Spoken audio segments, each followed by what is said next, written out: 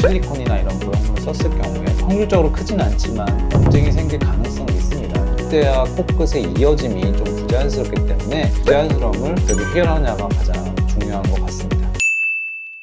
안녕하세요.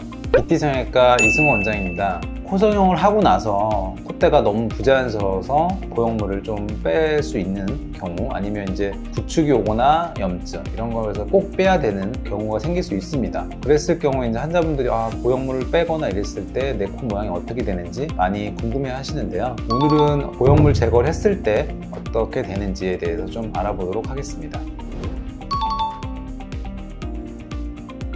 꼭 제거해야 되는 경우는 일단 문제가 있을 때겠죠. 우리가 이제 코성형 하면 실리콘이나 이런 보형물을 썼을 경우에 확률적으로 크진 않지만 염증이 생길 가능성은 있습니다. 혹시나 염증이 좀 심해진다든지 구축 현상이 나타나든지 그럴 경우에는 보형물 제거를 해야 되죠. 그 외에 이제 모양적인 불만족, 우리가 이제 코성형 환자분들이 콧대를 너무 높였을 때 이제 본인의 어떤 이 T존에 맞지 않게끔 올렸을 경우에 코성형하고 부자연스럽다 느낄 수 있는 거고, 그럴 경우에는 낮추거나 불가피할 때는 제거를 하는 경우도 있습니다.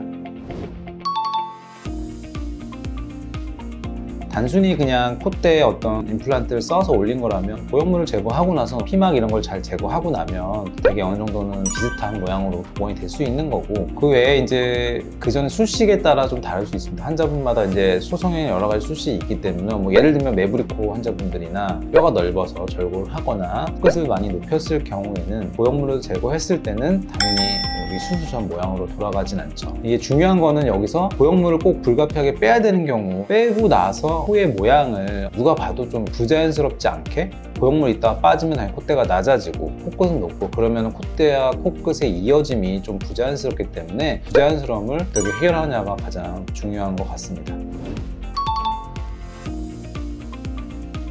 보형물 제거 후에 당연히 이제 수술은 가능합니다. 그래서 염증이 생겨서 일단 보형물만 제거하고 콧대에 다시 실리콘을 좀 낮게 넣는다든지 그런 식으로 안전하게 다시 한번 수술하는 경우 당연히 가능하시고, 어떤 분들은 이제 코성형을 하고 보형물이 너무 높다, 아니면 이제 그게 좀 싫어서 제거를 원하시는 분도 있어요. 그리고 나서 생활하시다가 좀 다시 좀 놓고 싶다, 그렇게 상담을 하러 오시는 분도 있습니다. 당연히 재수술은 가능합니다.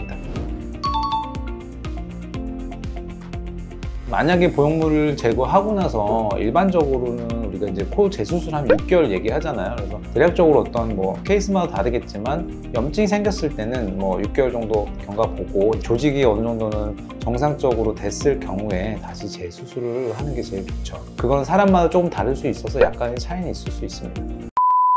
코 보형물 제거는 단순하게 쉬운 수술은 아닙니다. 이게 보형물만 제거했다고 해서 원래 코로 자연스럽게 그냥 돌아가는 건 아니기 때문에 그런데요. 따라서 보형물 제거 같은 경우는 좀 더 신중하게 꼭 필요한 경우에 전문의와 충분히 상담을 하고 나서 결정을 하시는 게 좋을 것 같습니다. 지금까지 BT 성형외과 이승호 원장이었습니다. 감사합니다.